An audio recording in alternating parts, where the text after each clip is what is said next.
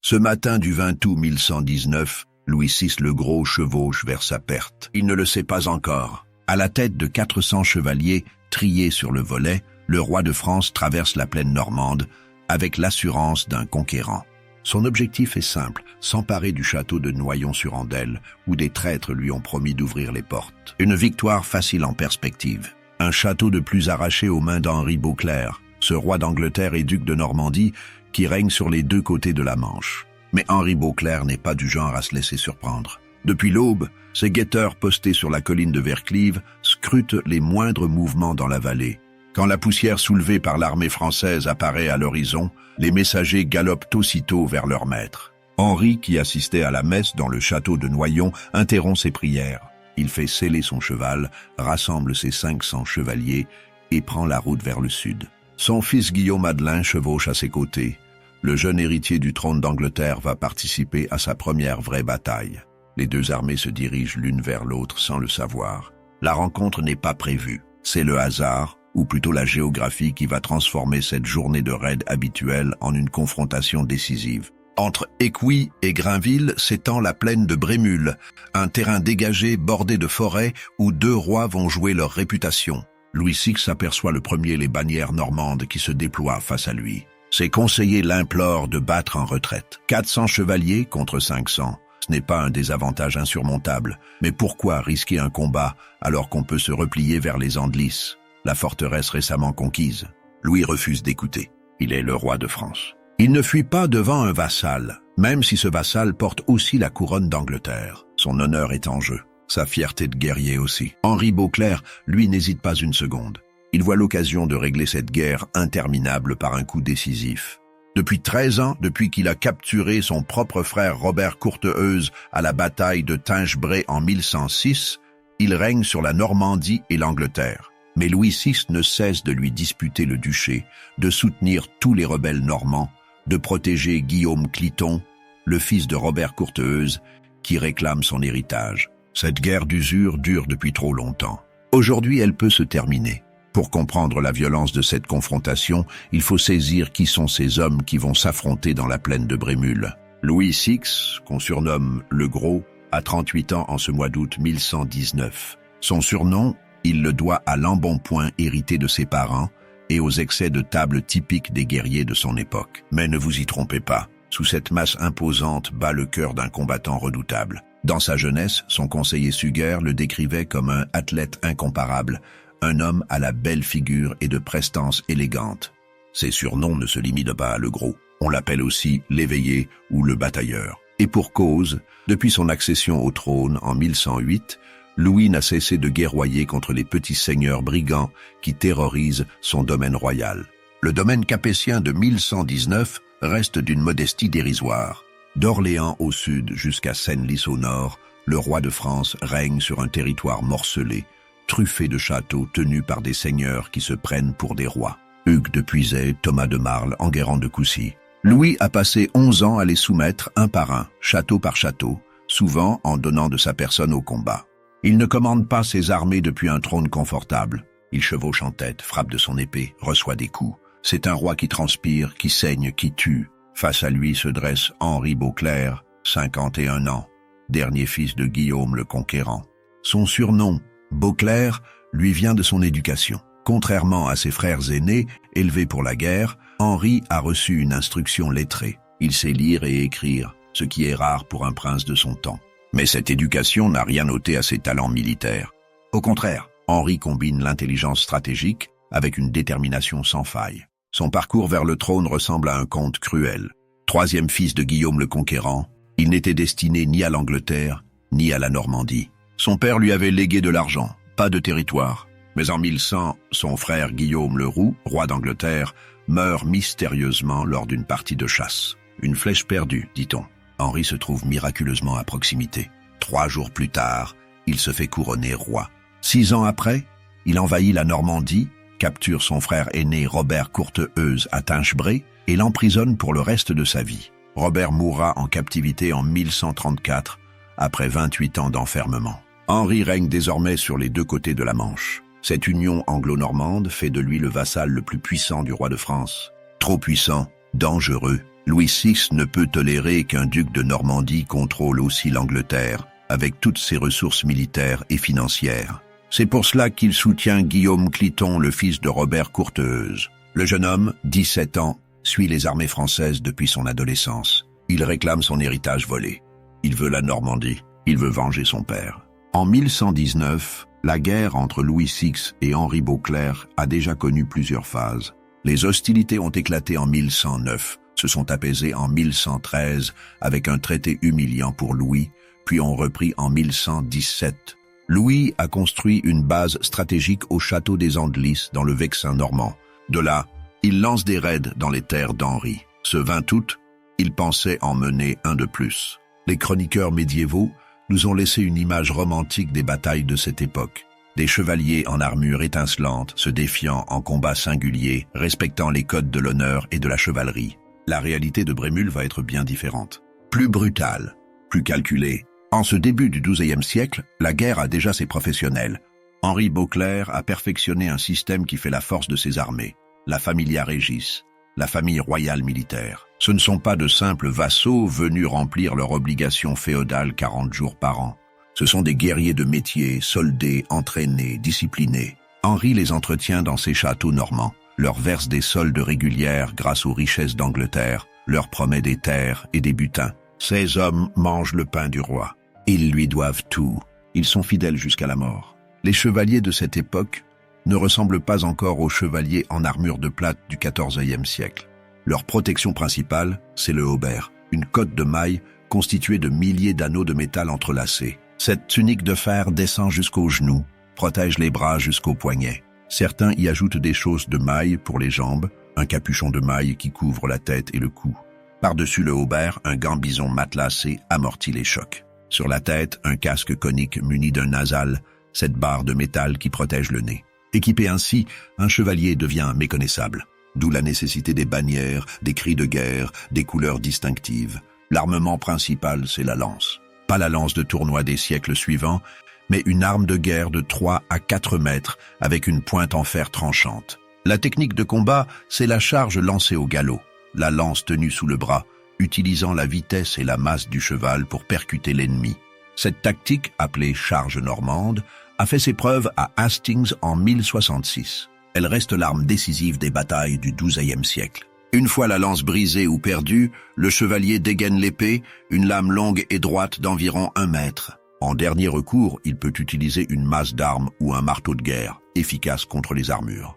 Les chevaux de guerre, les destriers, sont des bêtes massives, sélectionnées pour leur puissance et leur courage.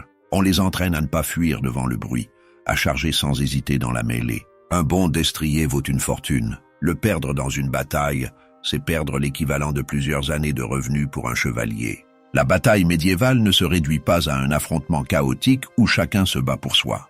Les chevaliers combattent en unités tactiques appelées conrois, regroupant entre 5 et 15 cavaliers autour d'une bannière. Ces conrois s'organisent en batailles, des formations plus larges de 100 à 200 combattants. Dans l'idéal, une armée déploie 3 batailles, l'avant-garde, le corps principal, l'arrière-garde. Mais avec 400 et 500 chevaliers respectivement, Louis VI et Henri Beauclerc n'ont pas les effectifs pour ces subtilités. Chacun va disposer ses hommes en 1 ou 2 lignes au maximum. La plaine de Brémul offre exactement le type de terrain que recherchent les chevaliers montés, un espace dégagé, relativement plat, où la cavalerie peut déployer toute sa puissance. Pas de collines escarpées pour briser l'élan, pas de marécages pour piéger les chevaux, pas de forêt dense pour gêner les manœuvres. Juste un champ ouvert bordé de bois. Louis VI arrive le premier. Ses hommes ont le temps d'observer la position. Derrière eux, à quelques lieues, se trouvent les Andelys, leur forteresse de repli. Devant eux, l'armée normande se déploie. Les 2 formations se font face à quelques centaines de mètres. Les destriers piaffent. Les chevaliers vérifient leur équipement une dernière fois. Certains prient, d'autres lancent des insultes aux adversaires, histoire de se chauffer le sang avant le choc. Dans les rangs français, l'ambiance est à la confiance malgré les avertissements des conseillers. Les Capétiens ont remporté des victoires face aux Normands. Louis VI s'est illustré dans de nombreux combats. Ses chevaliers le savent brave, capable de tenir sa place dans la mêlée. Et puis 400 contre 500, la différence n'est pas énorme. Avec de la détermination et un peu de chance, la victoire reste possible. Chez les Normands, l'atmosphère est différente, plus professionnelle. Ces hommes servent ensemble depuis des années pour beaucoup. Ils ont combattu en Angleterre, ont participé aux campagnes de pacification du duché, ont assiégé des châteaux, ont repoussé des invasions. Ils connaissent leur roi, savent qu'Henri Beauclerc ne se lance jamais dans une bataille sans avoir évalué ses chances. Si Henri a décidé d'accepter le combat aujourd'hui, c'est qu'il estime pouvoir gagner. Les chroniqueurs français décriront plus tard cette bataille comme sanglante et acharnée. Les chroniqueurs normands la présenteront comme une victoire éclair, presque trop facile. La vérité se situe probablement entre les deux. Ce qui est certain, c'est que ce qui va se jouer dans les prochaines minutes va décider de l'avenir de la Normandie pour les années à venir. Louis VI se tient en tête de ses troupes, facilement reconnaissable malgré son armure. À 50 mètres de lui chevauche Henri Beauclerc, entouré de ses meilleurs chevaliers. Entre eux, un silence tendu précède la tempête. Les chevaux grattent le sol. Les hommes attendent l'ordre de charger. Dans quelques instants, près de 900 cavaliers lourdement armés vont s'écraser les uns contre les autres dans un fracas de métal et de chair. Les Français chargent les premiers. Louis VI donne le signal. Les 400 chevaliers éperonnent leurs destriers et se lancent au galop. Le sol tremble sous les sabots. La distance se réduit. Les lances se baissent, pointées vers l'ennemi. Les cris de guerre éclatent. Les bannières flottent. La masse de fer et de chair accélère. Les Normands attendent. Henri Beauclerc a ordonné à ses hommes de tenir leur position jusqu'au dernier moment. C'est une technique éprouvée. Laisser l'ennemi charger, le recevoir de pied ferme, absorber le choc initial, puis contre-attaquer quand l'adversaire a épuisé son élan. Mais il faut du sang-froid pour rester immobile quand 400 cavaliers se ruent sur vous. Les chevaux des Normands s'agitent. Certains hennissent. Les chevaliers serrent leurs lances, calent leurs boucliers. 50 mètres, 30 mètres, 20 mètres. Au dernier moment, les Normands s'élancent à leur tour. Pas une charge folle, mais une accélération contrôlée. Assez de vitesse pour avoir de l'impact, assez de maîtrise pour garder la formation. Les deux vagues se heurtent dans un bruit apocalyptique. Le premier choc d'une bataille de cavalerie médiévale est toujours le plus meurtrier. Les lances pénètrent les haubers ou se brisent sur les armures. Les chevaux s'entrechoquent, se cabrent, tombent. Des cavaliers sont désarçonnés, d'autres sont transpercés. Le sang gicle. Les cris des blessés se mêlent aux hennissements des montures paniquées. Louis VI est au cœur de la mêlée. Malgré son embonpoint, il se bat avec une énergie que ses chroniqueurs qualifieront de remarquable. Sa masse d'armes s'abat sur les casques normands. Il frappe à droite, à gauche, cherche à percer la ligne ennemie. Autour de lui, ses meilleurs chevaliers protègent leur roi. Mais la supériorité numérique normande commence à peser. Pour chaque ennemi que frappent les Français, deux autres arrivent. Pour chaque brèche qu'ils ouvrent, les Normands se reforment. Henri Beauclerc commande ses troupes avec la précision d'un professionnel. Il n'est pas venu ici pour un combat héroïque, mais inutile.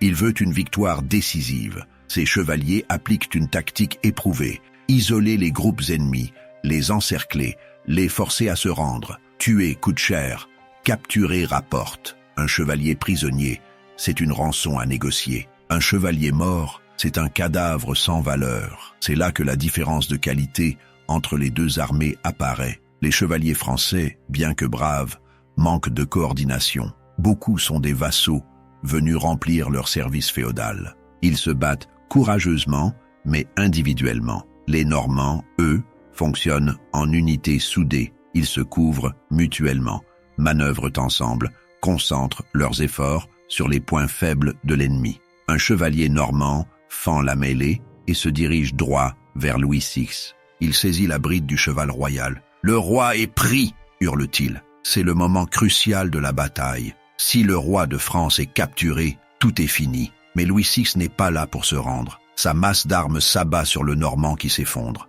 On ne prend pas le roi, ni à la guerre, ni aux échecs. La réplique, rapportée par les chroniqueurs, est peut-être embellie. Mais l'acte, lui, est réel. Louis VI vient d'abattre un homme à bout de bras. Pourtant, ce moment de bravoure ne change rien à l'issue du combat. Autour du roi de France, ses chevaliers tombent ou se rendent les uns après les autres. Guillaume Crespin, un Normand qui avait choisi le camp français, réussit un exploit. Il fend les rangs, frappe Henri Beauclerc d'un coup d'épée sur le aume.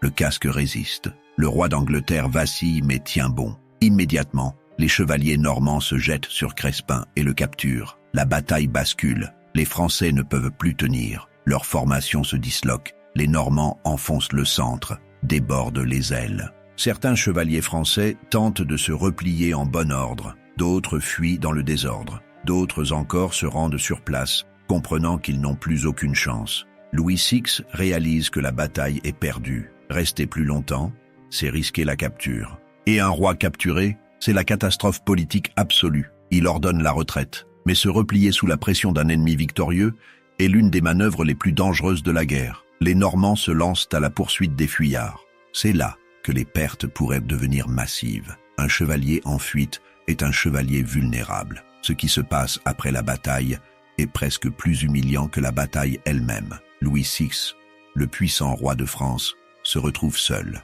Dans la confusion de la retraite, il a perdu la trace de son escorte. Ses chevaliers sont morts, prisonniers ou dispersés. Le voilà seul dans la campagne normande, à quelques lieues du territoire ennemi, traqué comme un gibier. Le roi galope vers la forêt proche. Son cheval, épuisé par le combat, peine à maintenir l'allure. Louis VI transpire sous son haubert. Son armure, si protectrice pendant la bataille, devient un fardeau dans la fuite. 50 kilos de métal sur un homme déjà corpulent, c'est un handicap majeur. Le roi s'enfonce dans les bois, espérant semer ses poursuivants. Mais Louis VI ne connaît pas le terrain. Il est en territoire ennemi, dans une forêt qu'il ne connaît pas, sans guide. Pendant des heures, il erre entre les arbres. La panique cède progressivement place à une angoisse sourde. Où est la route des Andelys? Dans quelle direction se trouve sa forteresse? Le roi de France est perdu. Finalement, épuisé, désorienté, Louis VI croise un paysan normand. Il faut imaginer la scène. Ce roi couvert de sang et de poussière, tremblant de fatigue, obligé de demander son chemin à un manant. Le paysan, qui ne reconnaît probablement pas l'identité de ce chevalier hagard, accepte de le guider. Il traverse la forêt. À chaque bruit, Louis sursaute, craignant de voir surgir une patrouille normande. Mais la chance lui sourit. Aucune embuscade, aucune rencontre. Le roi finit par atteindre les Andelys dans la soirée du 20 août. Derrière les murs de sa forteresse, il peut enfin se sentir en sécurité. Mais quelle sécurité? Autour de lui, les débris de son armée se rassemblent. Les visages sont sombres, les hommes comptent leurs pertes, et les pertes sont lourdes. Les chroniqueurs normands, toujours prompts à magnifier les victoires de leur camp, avancent des chiffres étonnants. Selon Orderic Vital, environ 900 chevaliers ont participé à la bataille. 3 seulement sont morts. 3, comment est-ce possible? La réponse tient à la nature même de la guerre médiévale entre chevaliers. Tuer n'est pas l'objectif principal. Capturer, voilà ce qui compte. Un chevalier mort ne vaut rien. Un chevalier prisonnier représente une rançon substantielle. Les armures de maille, bien que vulnérables aux coups de pointe, protègent efficacement contre les coups de taille. Il est difficile de tuer un homme en armure sans le transpercer, méthodiquement, ce qui demande du temps et de l'acharnement. À Brémul, les Normands ont donc privilégié les captures. Ils ont cerné les groupes de Français, les ont forcés à se rendre, ont accepté leur serment de payer une rançon. Parmi les prisonniers figurent des noms prestigieux. Bouchard de Montmorency, un des grands barons d'Île-de-France. Osmond de Chaumont, Hervé de Gisors, Guy de Clermont. Pour Henri Beauclerc, c'est une aubaine. Ces prisonniers vont rapporter des fortunes. Et ils vont servir de monnaie d'échange dans les négociations futures. Mais le plus intéressant, c'est ce qui arrive à Robert de Courcy, un chevalier normand. Emporté par l'ardeur de la poursuite, Robert poursuit les Français jusqu'aux environs des Andelys. Trop loin, trop seul. Soudain, il se retrouve entouré de cavaliers qu'il croyait être ses compagnons. Trop tard, il réalise son erreur. Ce sont des Français. Ils le capturent. Robert de Courcy devient le seul prisonnier normand de la bataille. L'ironie est savoureuse. Le seul homme capturé dans le camp vainqueur est celui qui a trop bien poursuivi l'ennemi. Cette fameuse statistique de 3 morts seulement est-elle crédible? Probablement pas complètement. Les chroniqueurs médiévaux adorent les chiffres symboliques. 3 morts, 0 du côté normand. C'est une façon d'exagérer la victoire, de montrer que Dieu était du côté d'Henri Beauclerc. La réalité fut sans doute un peu plus sanglante. Des chevaux sont tombés, écrasant leurs cavaliers. Des coups de lance ont pénétré des joints d'armure. Des crânes ont été fracassés malgré les casques. Quelques dizaines de morts des 2 côtés sont une estimation plus réaliste. Mais l'essentiel n'est pas là. L'essentiel, c'est que Louis VI a subi une défaite écrasante. Son armée est dispersée. Ses meilleurs chevaliers sont prisonniers. Lui-même a dû fuir honteusement, se perdre dans une forêt, demander de l'aide à un paysan. Pour un roi qui se voulait un guerrier respecté, l'humiliation est totale. Les jours suivant la bataille voient Louis VI dans une rage noire. De retour en territoire français, il tente de reprendre l'offensive. En septembre 1119, il assiège Breteuil, une forteresse normande. Le siège échoue, l'armée française n'a plus le moral. Les barons rechignent à poursuivre une guerre qui vient de démontrer leur infériorité face aux Normands. La frustration du roi atteint son paroxysme. Dans sa colère, il jure de se venger en brûlant Chartres. Pourquoi Chartres? Parce que le comte Thibaut de Blois, seigneur de cette ville, est un allié d'Henri Beauclerc. Louis veut punir les traîtres, ceux qui ont choisi le camp anglais contre leur suzerain naturel. Mais menacé de brûler Chartres avec sa magnifique cathédrale, ses églises, ses monastères, c'est aller trop loin. Le clergé français se mobilise. Les évêques interviennent auprès du roi. Brûler une ville aussi sacrée attirerait l'anathème sur la couronne capétienne. Louis VI cède finalement. Il renonce à son projet de vengeance incendiaire. En octobre 1119, le roi de France rencontre le pape Calixte II à Reims. Le pape, qui ouvre un concile important, écoute les doléances de Louis. Le roi demande au Saint-Père de condamner Henri Beauclerc, de l'excommunier, de le priver de ses titres. Mais Calixte II est un homme prudent. Henri Beauclerc est son cousin issu de Germain. De plus, le roi d'Angleterre est un donateur généreux pour l'Église. Le pape propose plutôt une médiation. Il négocie entre les deux souverains. Les négociations aboutissent à un compromis. Le duché de Normandie sera remis à Guillaume Adelin, le fils d'Henri Beauclerc. Ce dernier fera hommage au roi de France pour le duché. En théorie, cela règle le problème féodal. La Normandie reconnaît la suzeraineté française. En pratique, cela change peu de choses. Guillaume Adelin est le fils du roi d'Angleterre. L'union anglo-normande perdure. Mais surtout, cet accord abandonne Guillaume Cliton. Le jeune homme, qui combattait depuis des années pour récupérer l'héritage de son père Robert Courteheuse, se retrouve trahi. Louis VI, qui avait promis de soutenir ses droits légitimes, l'abandonne pour obtenir la paix. C'est la politique pure. Guillaume Cliton voit ses espoirs s'envoler. Il rencontre même Henri Beauclerc qu'en octobre 1119 lui demande de libérer son père. Il promet qu'ils s'exileront tous deux à Jérusalem pour ne plus troubler l'ordre du royaume. Henri refuse. Il sait que tant que Robert Courteheuse et son fils vivent libres, ils représentent une menace. Robert restera en prison jusqu'à sa mort en 1134, après 28 ans de captivité. Pour Guillaume Cliton, l'histoire prendra un tour tragique. En 1120, Guillaume Adelin, l'héritier d'Henri Beauclerc, meurt dans le naufrage de la Blanche-Nef. Le jeune prince, ivre, avait voulu faire la course en bateau de nuit. Le navire heurte un rocher et coule. Guillaume Adelin se noie avec des dizaines de jeunes nobles.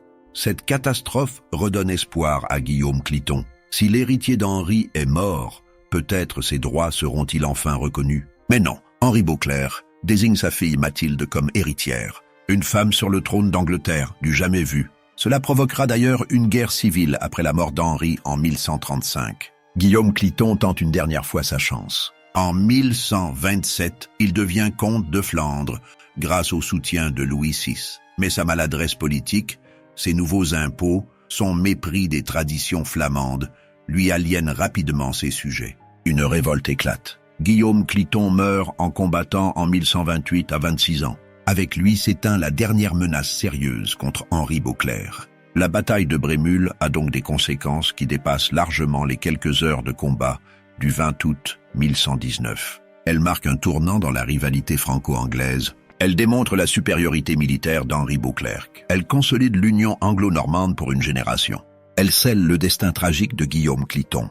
Qui était vraiment cet homme qui a humilié le roi de France dans la plaine de Brémul? Henri Beauclerc reste l'un des souverains médiévaux les plus fascinants et les plus glaçants. Né vers 1068, troisième fils de Guillaume le Conquérant, Henri n'était pas destiné à régner. Son frère aîné Robert hériterait de la Normandie. Son deuxième frère Guillaume recevrait l'Angleterre. Lui aurait de l'argent. 5000 livres d'argent, une somme énorme certes, mais pas de territoire. Pour un prince normand du XIe siècle, c'est une humiliation. Le pouvoir se mesure en terre, en châteaux, en vassaux, pas en pièces d'argent. Henri va passer les premières années de sa vie adulte à jouer ses frères l'un contre l'autre. Il intrigue, il négocie, il achète des châteaux en Normandie avec son argent. Il se rend indispensable. Quand Guillaume le Roux meurt mystérieusement en 1100, Henri est là, au bon endroit, au bon moment. Il galope vers Winchester, s'empare du trésor royal, se fait couronner en 3 jours. Son frère Robert, qui revient de croisade, arrive trop tard. Henri est roi, mais être roi d'Angleterre ne suffit pas. Henri veut aussi la Normandie. En 1106, il envahit le duché, affronte son frère à Tinchebray. La bataille tourne à l'avantage d'Henri. Robert est capturé. Et là, Henri montre sa vraie nature. Au lieu de libérer son frère contre une rançon, comme le veut la coutume chevaleresque, il l'emprisonne. Pour toujours. Robert Courteheuse passera 28 ans dans diverses prisons anglaises et galloises. Il finira ses jours au château de Cardiff, vieux, brisé, oublié. Son frère ne lui accordera jamais la liberté. Henri Beauclerc n'est pas un souverain sentimental. Il est calculateur, méthodique, impitoyable quand nécessaire. Ses surnoms en disent long. Beauclerc pour son éducation, mais aussi lion de justice pour sa sévérité légendaire envers les criminels. Sous son règne, on châtre les faux monnayeurs, on crève les yeux des traîtres, on pend les brigands par douzaines. Henri considère que la justice brutale est le seul moyen de maintenir l'ordre dans ces domaines. Sa vie personnelle est tout aussi remarquable. Henri Beauclerc détient un record qui ne sera jamais battu. Il est le roi d'Angleterre, avec le plus grand nombre d'enfants illégitimes reconnus. Au moins 25 bâtards, peut-être davantage. Il utilise ses enfants comme des pions diplomatiques, les marie à des barons dont il veut s'assurer la fidélité. Pourtant, il n'a qu'un seul fils légitime, Guillaume Adelin, qui mourra dans le naufrage de la Blanche-Nef. Sa gestion de la Normandie après Brémule illustre son pragmatisme. Henri sait qu'il ne peut pas régner uniquement par la terreur. Il doit aussi s'attirer des soutiens. Il distribue généreusement les terres confisquées aux rebelles. Il récompense ses fidèles chevaliers avec des châteaux, des revenus, des charges lucratives. Il pardonne à certains rebelles qui font leur soumission. Mais il n'oublie jamais les traîtres. Ceux qui l'ont trahi une fois ne sont jamais complètement réintégrés. Henri comprend aussi l'importance de l'administration. Il crée un système de gouvernement efficace, avec des baillis royaux qui parcourent le duché, rendent la justice, collectent les taxes. Il renforce les châteaux stratégiques. Il entretient des espions dans toutes les cours d'Europe. Rien ne lui échappe. Quand Louis VI prépare une campagne, Henri le sait souvent avant même que l'armée française se mette en marche. Mais surtout, Henri dispose d'un avantage décisif. L'argent anglais. L'Angleterre est riche. Plus riche que la France capétienne. Les taxes anglaises remplissent les coffres royaux. Cet argent permet à Henri d'entretenir une armée permanente, sa fameuse Familia Regis. Il peut payer des soldes régulières, acheter les meilleurs équipements, distribuer des bonus après les victoires. Ces chevaliers sont loyaux parce qu'ils sont bien payés. C'est aussi simple que cela. À Brémule, Henri a mis en œuvre tous ses atouts. Il a utilisé ses guetteurs pour détecter l'armée française à temps. Il a déployé ses troupes professionnelles avec une discipline exemplaire. Il a appliqué une tactique simple mais efficace. Recevoir la charge ennemie, absorber le choc, contre-attaquer, capturer plutôt que tuer. Et il a gagné. Face à Henri Beauclerc, Louis VI fait figure de guerrier courageux mais moins subtil. Pourtant ce serait injuste de réduire le roi de France à sa défaite de Brémule. Son règne, dans son ensemble, marque une étape importante dans l'affirmissement de la monarchie capétienne. Quand Louis VI monte sur le trône en 1108, le domaine royal est dans un état pitoyable. Le roi ne peut même pas se déplacer seul à 3 lieues de Paris sans risquer de se faire attaquer par un seigneur brigand. Les petits barons d'Île-de-France se sont transformés en tyrans locaux. Ils rançonnent les voyageurs, pillent les monastères, défient ouvertement l'autorité royale. Hugues de Puiset, depuis son château, terrorise tout l'Orléanais. Thomas de Marle, surnommé le loup des Ardennes, massacre et pille sans retenue. Louis VI passe les 11 premières années de son règne à soumettre ses rebelles un par un. C'est un travail patient, épuisant, dangereux. Le roi doit assiéger chaque château, briser chaque résistance. Il n'a pas d'armée permanente comme Henri Beauclerc. Il doit mobiliser ses vassaux pour chaque campagne. Ses moyens financiers sont limités. Mais il a 2 atouts, son courage personnel et l'appui de l'Église. Louis VI se bat en première ligne. Il ne commande pas depuis l'arrière. Il charge avec ses hommes, frappe avec son épée, prend des coups. À plusieurs reprises, il manque de se faire tuer. Lors du siège du château de Gisors, une pierre lui fracasse le bras. Il continue le siège. Lors d'une embuscade tendue par Hugues de Puiset, il doit se battre à 1 contre 3. Il survit. Cette bravoure lui vaut le respect de ses chevaliers. Ils savent que leur roi ne les enverra jamais là où il n'irait pas lui-même. L'Église soutient Louis VI parce qu'il se présente comme le protecteur de l'ordre chrétien. Les seigneurs brigands pillent les monastères, violent la paix de Dieu. Louis VI réprime ces crimes. Il octroie des chartes communales aux villes, permettant aux bourgeois de s'organiser contre les tyrannies féodales. Il soutient les évêques réformateurs. En échange, l'Église le légitime, le présente comme un roi justicier voulu par Dieu. Son conseiller le plus précieux est Suger, abbé de Saint-Denis. Suger connaît Louis depuis l'enfance. Ils ont grandi ensemble à l'abbaye. Quand Suger devient abbé en 1122, il devient aussi le principal ministre du roi.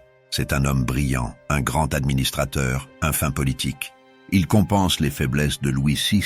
Là où le roi est impulsif, Suger est calculateur. Là où Louis voit un ennemi à vaincre, Suger voit un allié potentiel à séduire. Mais en 1119 à Brémule, ni le courage de Louis ni l'intelligence de Suger ne suffisent. La bataille révèle les limites du système capétien.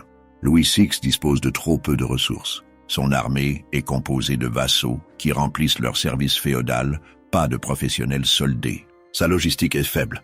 Son renseignement est médiocre. Il ne savait pas qu'Henri Beauclerc était si proche quand il s'est lancé vers Noyon. La défaite de Brémule marque Louis VI pour le reste de son règne. Il continuera à guerroyer contre Henri Beauclerc jusqu'en 1120, mais sans jamais obtenir de victoire décisive. Il apprendra à être plus prudent, plus calculateur. Il évitera les batailles rangées où la supériorité normande pourrait s'exprimer. Il préférera la guerre d'usure, les raids, les sièges. Pourtant, si on prend du recul, le bilan du règne de Louis VI est positif. Il a pacifié l'Île-de-France. Il a agrandi le domaine royal par des confiscations et des achats. Il a renforcé l'autorité monarchique. Il a obtenu le soutien de ses grands vassaux lors de l'invasion de l'empereur Henri V en 1124. Et surtout, il a marié son fils, le futur Louis VII, à Aliénor d'Aquitaine, ajoutant l'immense duché d'Aquitaine au domaine capétien. Ce mariage, en 1137, transforme la France en une grande puissance. Louis VI meurt le 1er août 1137 à 56 ans, des suites d'une dysenterie. Son corps, devenu si obèse qu'il peut à peine monter à cheval dans ses dernières années, est inhumé à Saint-Denis. Suger écrit sa biographie, où il magnifie les vertus guerrières du roi, tout en minimisant pudiquement la défaite de Brémule. L'histoire retiendra Louis VI comme un roi important, un bâtisseur, un guerrier. Mais Brémule restera comme une tache sur son règne. Brémule n'est pas qu'une anecdote militaire. Cette bataille s'inscrit dans un contexte géopolitique plus large, qui façonne l'Europe du XIIe siècle. D'abord, Brémule illustre la rivalité fondamentale entre la France et l'Angleterre. Cette rivalité durera des siècles. Elle produira la guerre de 100 ans. Elle ne s'éteindra vraiment qu'au XVe siècle, quand les Anglais perdront définitivement leur possession continentale, sauf Calais. En 1119, tout commence. La Normandie est le point de friction. Tant qu'un roi d'Angleterre régnera sur ce duché, il sera un vassal rebelle du roi de France, mais un vassal trop puissant pour être discipliné. Ensuite, Brémule révèle l'importance de l'argent dans la guerre médiévale. On imagine souvent le Moyen-Âge comme une époque féodale, où seuls comptent les liens personnels entre suzerains et vassaux. C'est faux, l'argent compte énormément. Henri Beauclerc gagne parce qu'il peut payer une armée professionnelle. Louis VI perd parce que ses moyens sont limités. Cette leçon ne sera pas oubliée. Les rois français futurs s'efforceront d'augmenter leurs revenus, de créer une administration fiscale efficace pour pouvoir rivaliser militairement avec leurs adversaires. Brémule montre aussi l'évolution de la guerre médiévale. On est loin des grandes invasions barbares, où des hordes se jetaient les unes contre les autres dans un chaos total. En 1119, la guerre est devenue un art. Les chevaliers s'entraînent dans les tournois. Ils perfectionnent leur technique de charge. Ils apprennent à combattre en formation. Les généraux développent des tactiques. Henri Beauclerc utilise des éclaireurs. Il choisit ses positions. Il attend le bon moment pour contre-attaquer. C'est déjà de la stratégie militaire au sens moderne. La bataille met en lumière le rôle des chevaliers dans la société médiévale. Ces hommes ne sont pas seulement des guerriers. Ce sont des membres de l'aristocratie, liés entre eux par des codes d'honneur complexes. À Brémule, ils se battent férocement. Mais après la bataille, les vainqueurs capturent les vaincus, négocient des rançons, les relâchent contre leurs paroles. Robert de Courcy, le seul prisonnier normand, sera libéré après avoir payé. De même, les prisonniers français regagneront leur liberté moyennant finance. C'est une guerre entre gentlemen en quelque sorte. Les paysans, eux, n'ont pas ces privilèges. Quand ils se font capturer, on les massacre. Brémule a également une dimension dynastique cruciale. Guillaume Cliton, présent dans l'armée française, voit ses derniers espoirs s'envoler. La bataille scelle son destin. Il errera encore 9 ans, de seigneur en seigneur, tentant de rassembler des soutiens. Mais après Brémule, plus personne ne croit vraiment qu'il peut renverser Henri Beauclerc. Le jeune homme devient un symbole plus qu'une menace réelle. Quand il mourra en 1128, ce sera presque un soulagement pour tous les protagonistes. Enfin, Brémul s'inscrit dans une série de conflits qui définissent le XIIe siècle. Après cette bataille, la paix ne durera que peu. Les tensions reprendront. En 1135, Henri Beauclerc mourra. Son neveu Étienne de Blois s'emparera du trône d'Angleterre, déclenchant une guerre civile contre Mathilde, la fille d'Henri. Cette anarchie durera 20 ans. À la fin, c'est le fils de Mathilde, Henri Plantagenet, qui montera sur le trône. Et Henri Plantagenet épousera Aliénor d'Aquitaine, l'ex-femme de Louis VII. Cette union créera l'empire Plantagenet, un ensemble territorial qui s'étendra de l'Écosse aux Pyrénées. La rivalité franco-anglaise atteindra alors des sommets. Brémul est donc un maillon dans une longue chaîne de conflits. Une bataille parmi d'autres. Mais une bataille symbolique qui montre que la puissance anglaise sur le continent n'est pas un accident historique temporaire. C'est une réalité durable qui va façonner l'Europe pendant des siècles. Si Brémul est relativement peu connue du grand public, elle mérite pourtant qu'on s'y attarde pour les leçons tactiques qu'elle enseigne. Première leçon, le renseignement est crucial. Henri Beauclerc gagne la bataille avant même qu'elle ne commence. Ses guetteurs postés sur les hauteurs lui donnent un avantage décisif. Il sait que l'armée française approche. Il peut choisir d'accepter ou de refuser le combat. Il peut se positionner avantageusement. Louis VI, lui, se fait surprendre. Il ne savait pas qu'Henri était si proche. Cette erreur de renseignement le force à accepter une bataille qu'il aurait peut-être pu éviter. Deuxième leçon, la discipline vaut mieux que le courage brut. Les chevaliers français sont courageux. Louis VI se bat comme un lion. Mais cela ne suffit pas. Les Normands, eux, combattent de manière coordonnée. Ils suivent les ordres. Ils se couvrent mutuellement. Ils manœuvrent ensemble. Cette discipline transforme 500 individus en une machine de guerre efficace. Troisième leçon, capturer vaut mieux que tuer. Les Normands comprennent cela parfaitement. Chaque prisonnier représente une source de revenus. Les rançons vont renflouer les caisses d'Henri Beauclerc. Elles vont enrichir ses chevaliers. De plus, capturer l'ennemi plutôt que le massacrer permet de limiter les cycles de vengeance. Un chevalier tué a des fils qui voudront se venger. Un chevalier capturé puis libéré est humilié, certes, mais vivant. Il peut même, dans certains cas, devenir un allié. Quatrième leçon, la logistique et l'argent décident des guerres. Henri Beauclerc peut entretenir une armée professionnelle grâce aux revenus anglais. Ces hommes sont bien équipés, bien entraînés, bien payés. Ils ne rentrent pas chez eux après 40 jours de service féodal. Ils restent disponibles toute l'année. Cette supériorité logistique et financière se traduit directement sur le champ de bataille. Cinquième leçon, savoir retraiter est aussi important que savoir attaquer. Louis VI commet une erreur en refusant de se replier quand ses conseillers le lui suggèrent. L'honneur chevaleresque lui interdit de fuir sans combattre. Mais l'honneur ne remplit pas les coffres. Il ne ramène pas les chevaliers morts. Accepter une retraite stratégique aurait préservé l'armée française pour un autre jour. Au lieu de cela, Louis perd ses meilleurs hommes d'un coup. Ces leçons, évidentes pour nous avec le recul de 9 siècles, n'étaient pas forcément intégrées par les commandants médiévaux. Beaucoup de batailles du Moyen-Âge se décident sur des erreurs tactiques évitables. Brémul n'est pas différente. Louis VI fait des erreurs. Henri Beauclerc les exploite. Le résultat est sans appel. Comme toute bataille médiévale, Brémul a généré son lot de mythes et d'exagérations. Les chroniqueurs, écrivant pour des mécènes royaux, ont embelli les faits. Il faut donc démêler le vrai du faux. Le mythe des 3 morts seulement. On l'a vu, ce chiffre est probablement exagéré. Orderic Vital, le chroniqueur qui l'avance, écrit dans la mouvance anglo-normande. Il a intérêt à minimiser les pertes normandes pour magnifier la victoire d'Henri. La réalité fut probablement plus sanglante. Quelques dizaines de morts, peut-être une centaine, sont une estimation plus crédible. Le mythe du roi Louis seul dans la forêt. Les chroniqueurs français ont peut-être dramatisé cet épisode pour souligner le courage du roi. Louis VI est effectivement perdu. Mais était-il vraiment seul? N'avait-il aucun écuyer, aucun serviteur avec lui? Les récits varient. Certains mentionnent des compagnons, d'autres le présentent solitaire. La vérité se situe probablement entre les deux. Le mythe de la réplique « on ne prend pas le roi ». Cette phrase est trop parfaite pour être vraie. Elle sonne comme une invention de chroniqueur, une réplique digne d'une chanson de geste. Louis VI a probablement abattu le Normand qui saisissait son cheval. Mais a-t-il vraiment lancé cette phrase mémorable? Nous ne le saurons jamais. Ce qui compte, c'est que l'épisode illustre le courage personnel du roi. Le mythe de Guillaume Cliton combattant héroïquement, les chroniqueurs favorables à sa cause le présentent comme un preux chevalier. Les sources normandes le décrivent plutôt comme un jeune homme impétueux et maladroit. À Brémul, Guillaume Cliton est présent, c'est certain. mais son rôle exact reste flou.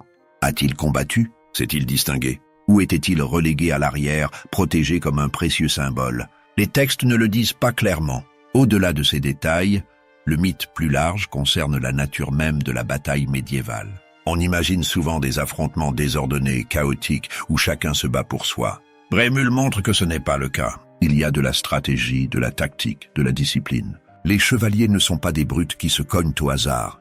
Ce sont des professionnels qui appliquent des techniques apprises. Si vous demandez à un Français moyen de citer une bataille du XIIe siècle, il vous parlera probablement des croisades, Jérusalem, Antioche, Athènes. Peu mentionneront Brémul. Cette bataille est tombée dans un relatif oubli, éclipsée par des événements plus spectaculaires. Pourtant, Brémul a façonné l'histoire de France et d'Angleterre. Elle a consolidé l'union anglo-normande pour une génération. Elle a démontré les limites du pouvoir capétien face à un adversaire mieux organisé. Elle a scellé le destin de Guillaume Cliton. Pour les stratèges militaires, Brémul offre un cas d'école. Une bataille où le renseignement, la discipline et la préparation l'emportent sur le courage brut. Une bataille où les choix pré-combat déterminent l'issue. Une bataille où la capture systématique des ennemis s'avère plus rentable que leur massacre. Pour les historiens de la guerre médiévale, Brémul révèle la sophistication militaire du XIIe siècle. Elle montre que les armées féodales n'étaient pas aussi désorganisées qu'on le croit souvent, qu'il existait des armées professionnelles bien avant la Renaissance, que l'argent jouait déjà un rôle crucial dans les conflits. Pour les amateurs d'histoire dynastique, Brémul marque un tournant. C'est le moment où la ligne descendante de Guillaume le Conquérant écrase définitivement la résistance. Robert Courteuse croupira en prison. Guillaume Cliton mourra en exil. La dynastie normande établie par Henri Beauclerc régnera jusqu'en 1154, date où Henri Plantagenet fondera une nouvelle dynastie. Les traces physiques de Brémul ont largement disparu. La plaine où se déroula le combat est aujourd'hui un paisible paysage agricole. Aucun monument ne marque l'emplacement exact. Quelques érudits locaux connaissent l'histoire. Mais pour la plupart des habitants actuels de Gaillard-Bois-Cressanville, le nom de Brémul n'évoque rien de particulier. C'est le destin de nombreuses batailles médiévales. Elles furent décisives en leur temps. Elles déterminèrent le sort de royaumes. Elles tuèrent ou capturèrent des centaines d'hommes.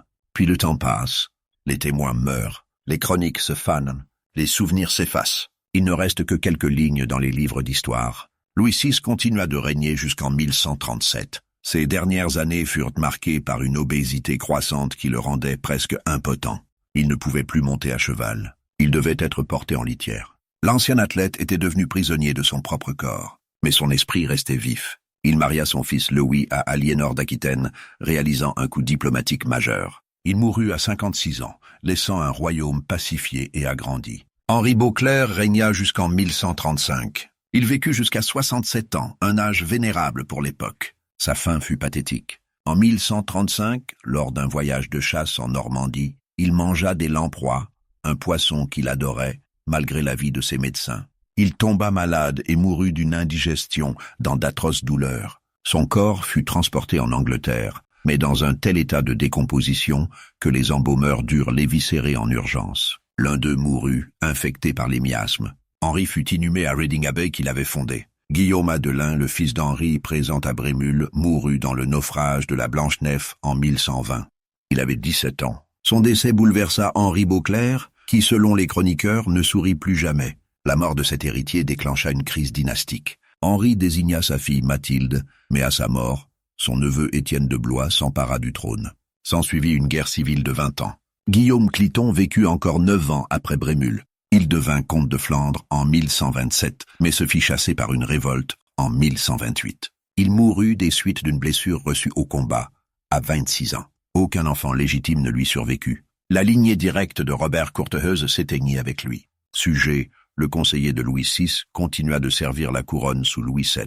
Il fut régent du royaume quand le roi partit en croisade. Il écrivit la biographie de Louis VI, notre source principale pour comprendre ce règne. Il mourut en 1151, à 70 ans, après avoir dirigé la reconstruction de la basilique Saint-Denis dans le nouveau style gothique. Robert Courteheuse, le père de Guillaume Cliton, resta en prison 28 ans.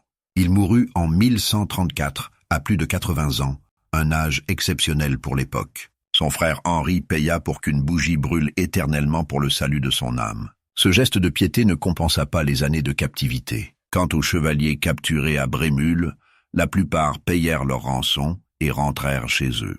Certains reprirent les armes contre Henri dans les années suivantes. D'autres se rallièrent au roi d'Angleterre. Dans le monde médiéval, les allégeances changeaient au gré des intérêts. Un ennemi d'hier pouvait devenir un allié d'aujourd'hui. Seul comptait la survie de son lignage, l'agrandissement de ses terres, l'enrichissement de sa famille. Le 20 août 1119, dans la plaine de Brémule, 500 chevaliers normands ont affronté 400 chevaliers français. En quelques heures de combat brutal, ils ont décidé de l'avenir de la Normandie pour une génération. Ils ont humilié un roi. Ils ont brisé les rêves d'un prétendant. Ils ont démontré que la guerre médiévale n'était pas qu'affaire de courage, mais aussi d'organisation, d'argent, de discipline. Aujourd'hui, 900 ans plus tard, la plaine est paisible. Les labours ont effacé les traces du sang versé. Les touristes qui traversent la région ignorent qu'ici se joua une bataille qui changea l'histoire. Mais pour qui sait regarder, pour qui connaît le passé, cette terre garde la mémoire d'un jour d'août où deux rois s'affrontèrent et où l'un d'eux dut fuir, seul et perdu, dans une forêt normande. C'est cela, l'histoire, des moments décisifs qui façonnent l'avenir, puis sombrent dans l'oubli. Brémule fut l'un de ces moments. Un instant où le destin de nation se joua sur un champ de bataille. Un instant que les hommes de l'époque vécurent comme une catastrophe ou un triomphe, selon leur camp. Et maintenant, c'est à nous de nous souvenir.